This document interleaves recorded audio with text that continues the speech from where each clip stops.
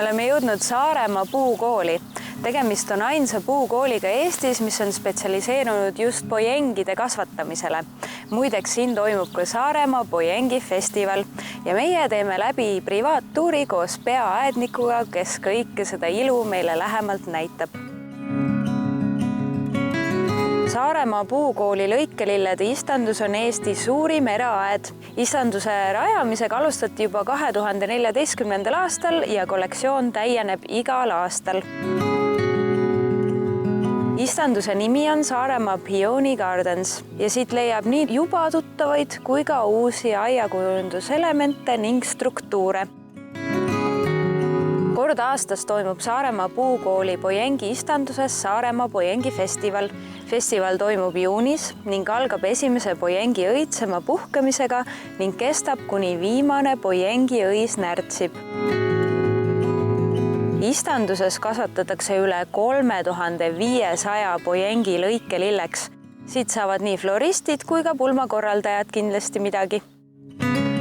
Jalutuskäik 4 hektarit suurel alal on täis kauneid vaated pojengidele.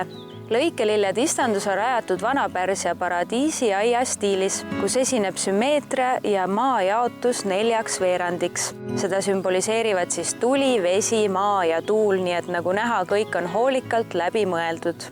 Siin aias kasvavad ainult söödavad taimed ja seda kõike saab pojengi festivali ajal siis ise korjama tulla.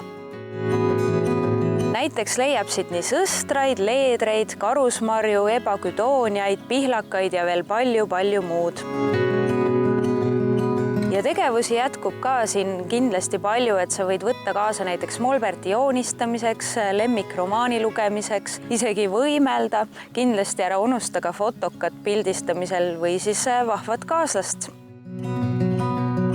Ei maksa unustada, et Saaremaa pojengi festivali lõpus pärjatakse alati ka üks pojengi sort kuldmedaliga tema erakorralise õitsemise, õie värvi ja esituse eest, aga võib olla kindel, et seda ilu on ikkagi väga palju rohkem.